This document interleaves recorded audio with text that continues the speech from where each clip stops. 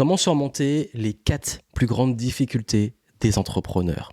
Ces 4 difficultés, vous allez les rencontrer à toutes les différentes étapes et niveaux de votre parcours entrepreneurial. Vous êtes indépendant entrepreneur, vous allez forcément y être confronté et voici les meilleures solutions issues de mon expérience. Bienvenue ici Joanne Yangting, si vous ne me connaissez pas, je suis entrepreneur depuis 2008. Ça fait maintenant assez longtemps que je suis dans le game, je me suis lancé pendant mes études et c'est vrai que ces plus grandes difficultés, je les ai rencontrées durant mon parcours et voici ce que j'ai appris sur comment les gérer, comment les anticiper et surtout les meilleures réponses quand on y est confronté. Parce que soit vous y êtes confronté maintenant, soit vous y serez confronté d'ici quelques temps. En tout cas, ça fait partie du game. Je vous rassure, vous n'êtes pas seul, c'est normal. Mais ce qui est important, c'est de savoir comment le gérer.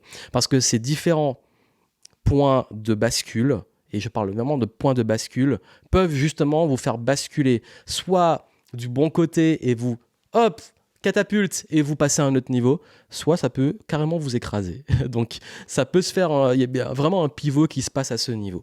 Et d'ailleurs, j'en profite pour vous dire que j'ai lancé une toute nouvelle méthode, si vous ne l'avez pas vue, vous l'avez en descriptif, pour vous aider à sécuriser, pérenniser et simplifier votre business pour assurer plus de régularité, de récurrence et sortir un peu de la roue du hamster, si ça peut vous intéresser. Et ça va répondre justement pas mal à ces gros enjeux de ces 4 points dont je vais vous parler là maintenant. Donc ça peut vous intéresser d'aller beaucoup plus loin, allez voir en descriptif. Donc, c'est quoi ces 4 difficultés? La première, c'est la santé mentale. La deuxième, c'est la santé de votre business. Donc la santé de votre entreprise. Comment elle se porte, est-ce qu'elle est toujours rentable et elle se développe. 3, la santé relationnelle. Votre rapport avec les autres, ça peut être en interne de la boîte, comme ça peut être avec vos clients, partenaires, marchés, etc. Et le 4e point, et là c'est ultra important, c'est la santé financière. Et quand je dis santé financière, c'est global, c'est vous et votre business.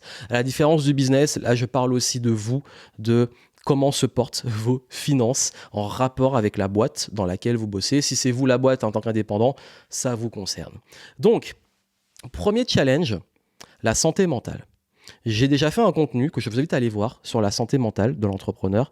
Et la santé mentale, c'est le plus important parce que vous devez prendre des décisions en tant qu'entrepreneur. Et si vous n'avez pas la lucidité, si vous n'arrivez pas à justement être au clair sur comment vos émotions vous traversent et comment y répondre, si vous ne savez pas justement savoir quand vous rencontrez une situation qui est difficile ou une frustration, comment y répondre, vous pouvez vraiment couler.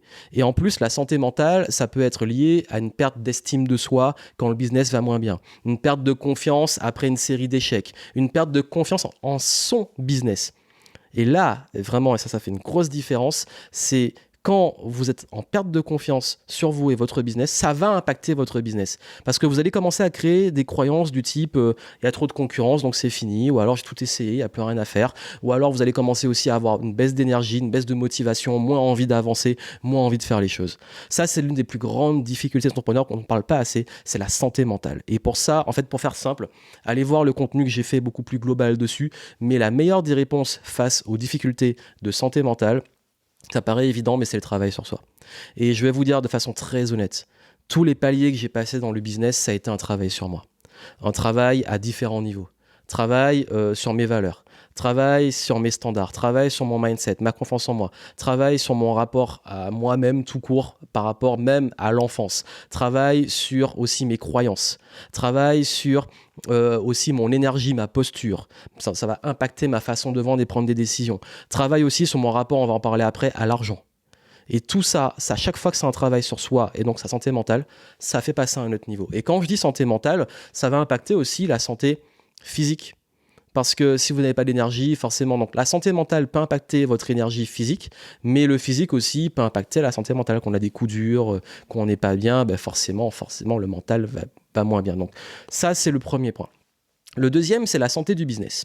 La santé du business, là, c'est extrêmement important d'avoir des indicateurs et de comprendre comment se porte votre business. Si vous naviguez à l'aveugle, sans instrument, vous risquez d'aller vraiment dans le mur.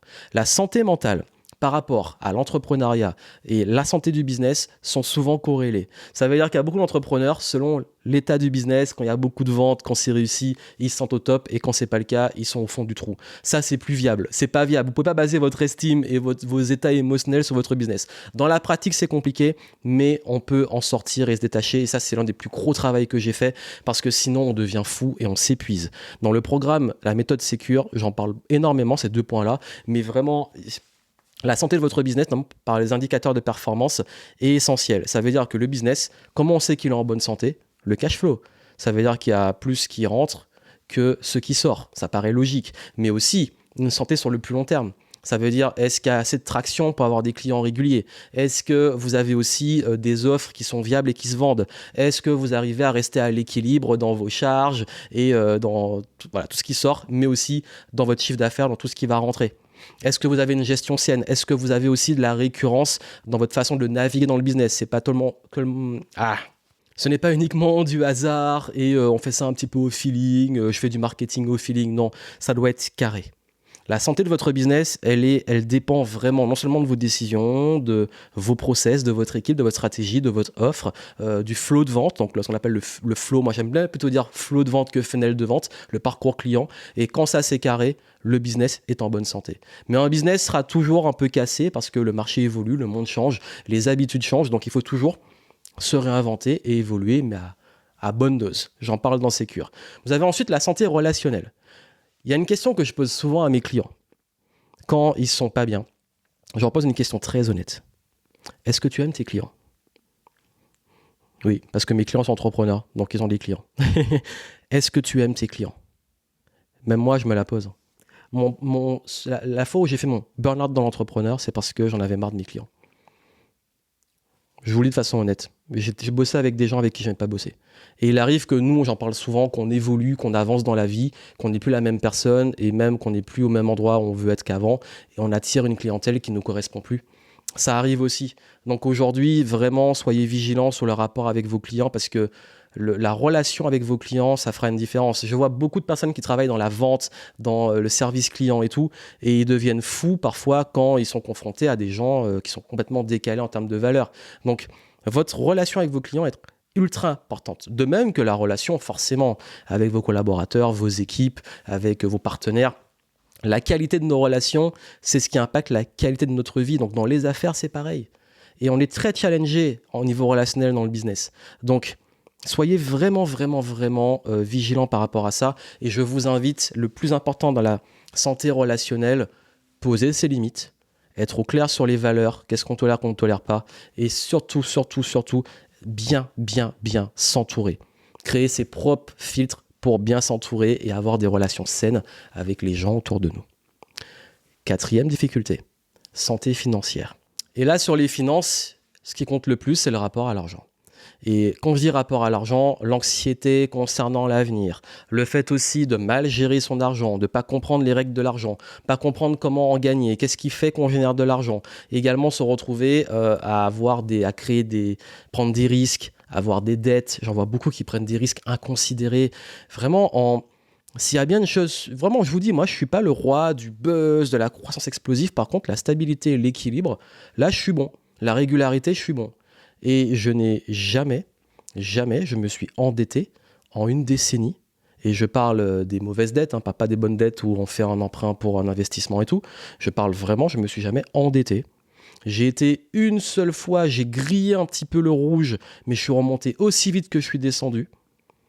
Et c'était une erreur, justement, une mauvaise décision relationnelle. Comme je vous ai dit que tout joue. C'était même pas... Le business était stable, mais j'ai fait des mauvais choix relationnels. Les mauvaises personnes, mauvais conseils, mauvais recrutement, etc. Tout combiné.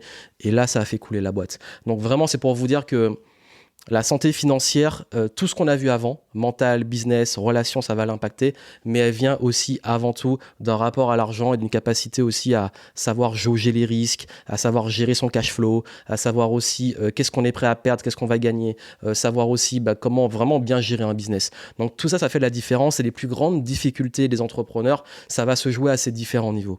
Santé mentale, santé du business, donc en quel état et comment il évolue, santé relationnelle et santé financière dans son rapport à l'argent. Parce qu'en plus, si vous, financièrement, ça ne va pas et que vous dépendez de votre business, ça peut créer beaucoup de stress, d'anxiété, etc.